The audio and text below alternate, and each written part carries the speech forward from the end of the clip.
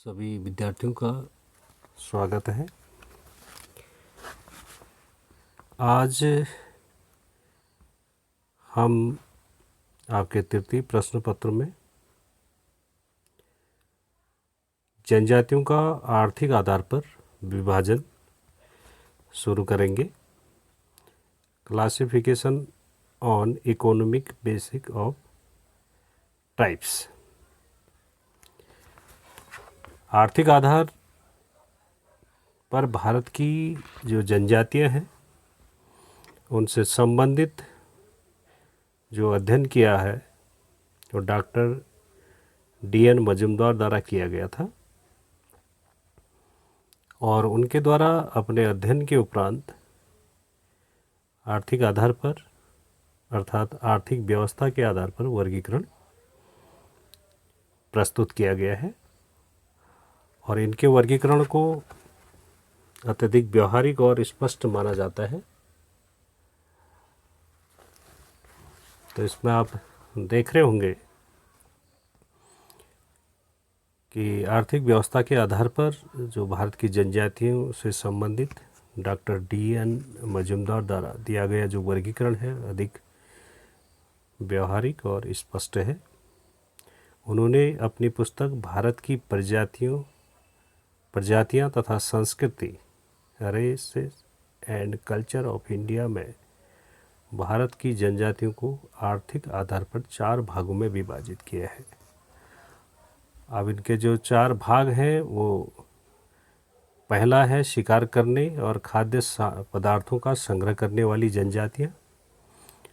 दूसरा है स्थानांतरित खेती तथा जंगल के कटान पर आश्रित जनजातियां और तीसरी है कृषक जनजातियां और चौथी और अंतिम जो है वो पशुपालक तथा दस्तकार जनजातियां। अब हम बात करेंगे पहली प्रकार की जो वर्गीकरण इनका था। तो पहली प्रकार की जो जनजाति है शिकार करने और खाद्य पदार्थों का संग्रह करने वाली जनजातियां। तो इसमें आप देखेंगे कि जो शिकार करने वाली और खाद्य पदार्थों का संग्रह करने वाली जनजातियां कौन कौन सी हैं और वो जनजातियां कहाँ कहाँ पाई जाती हैं, तो इनकी क्या क्या विशेषताएं हैं।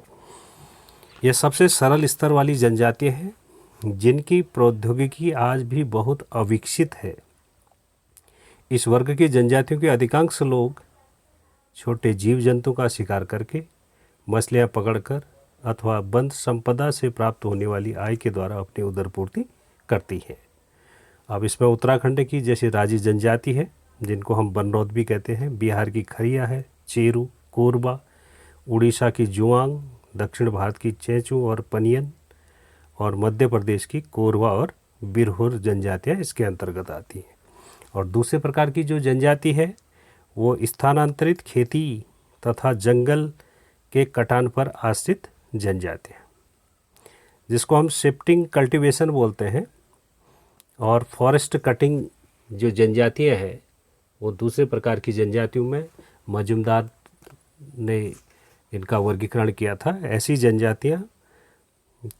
जनजातियों की संख्या भारत में काफ़ी अधिक है और जिनकी अर्थव्यवस्था स्थानांतरित कृषि अथवा जंगल से काटी गई लकड़ियों की बिक्री पर आधारित होती है। ये स्थानांतरित खेती का मतलब एक स्थान से अभी इस वर्ष इस स्थान पर उन्होंने खेती की तो अगले वर्ष दूसरे स्थान पर, इसको स्थानांतरित खेती कहेंगे।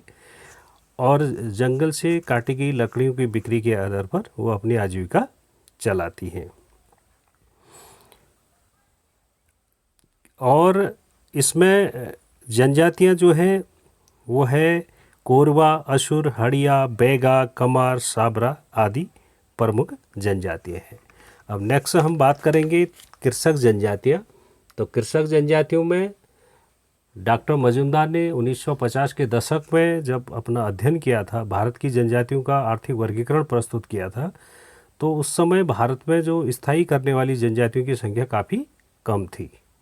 लेकिन ये अब धीरे धीरे वर्तमान समय में अगर हम बात करें तो अधिकांश जो जनजातियां हैं वो स्थायी खेती के द्वारा अपनी आजीविका को चला रही हैं।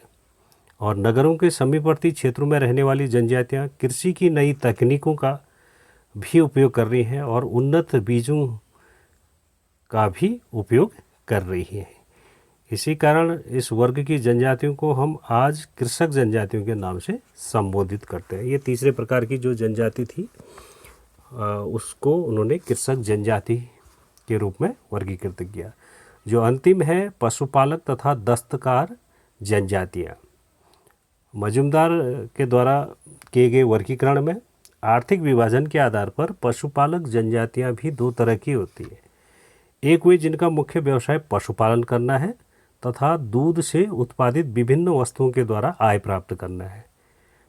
पशुपालन के साथ साथ पशुओं से उत्पन्न होने वाली जो जैसे दूध है इत्यादि का उत्पादन करने के बाद उनसे वो आय प्राप्त करते हैं। दूसरी वे पशुपालन का काम या तो कृषि के साथ एक सहयोगी आर्थिक क्रिया के रूप में करती है।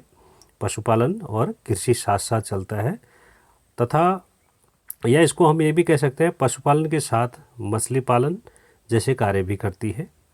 जैसे उत्तराखंड की थारू है, बुक्सा जनजाति, बिहार की ओरांव, हो, मध्य प्रदेश की बैगा, कमार और पश्चिमी बंगाल की पोलियो जनजाति पशुपालन के साथ दस्तकारी का काम भी करती हैं। अनेक जनजातियां खेती के द्वारा भी कुछ आय उपार्जित करती हैं। जैसे मध्य प्रदेश की कमार है, सौर है, खोंड, अंगरिया, ये जनजातियां जो हैं वो अपनी आजीविका इस प्रकार से चलाती है।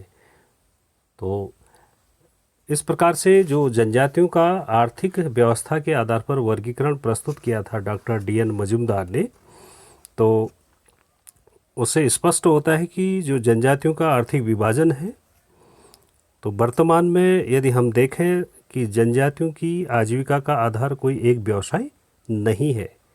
जैसे झारखंड की जनजातीय जनसंख्या का एक बहुत बड़ा भाग कोयले, लोहे और अभ्रक के खनिज भंडारों के क्षेत्र में श्रमिकों के रूप में काम करता है।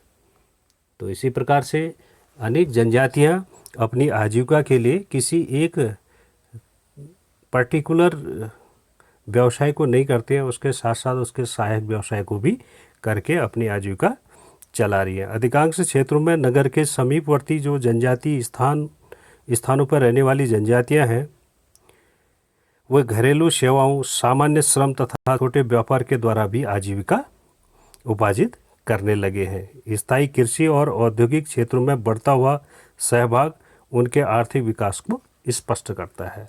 तो कहने का मतलब यह है कि वर्तमान में जनजातियों का जो आर्थिक आधार पर जो वर्गीकरण प्रस्तुत किया गया था, तो उस पर कुछ परिवर्तन अवश्य देखने को मिल रहे हैं। अनेक जनजातियां आज अपने जिसको हम परंपरागत व्यवसाय इनका कह सकते हैं, तो उनको छोड़कर वो गैर परंपरागत व्यवसायों को भी कर रही हैं और जिससे वो अपनी आजीविका को चला रही है। तो इस प्रकार से ये आज आपका जो लेक्चर था वो जनजातियों का आर्थिक आधार पर विभाजन या इसका वर्गीकरण जो डॉक्टर D.N. मजूमदार द्वारा दिया गया था। तो इससे संबंधित लिटरेचर आप लोगों को प्रेषित किया जाएगा और आप लोग इसका अध्ययन अवश्य कर लें। इसके बाद जो नेक्स्ट टॉपिक होगा, नेक्स्ट लेक्चर होगा नेक्स्ट डे, जनजातियों का भाषाई वितरण। जनजातियों का भाषाई वितरण यानी कि भाषा के आधार पर जनजातियों का वितरण किस प्रकार से है, तो उसके बारे में हम नेक्स्ट लेक्चर में चर्चा करेंगे। और आज का लेक्चर यहीं पर समाप्त करते हैं। Thank you.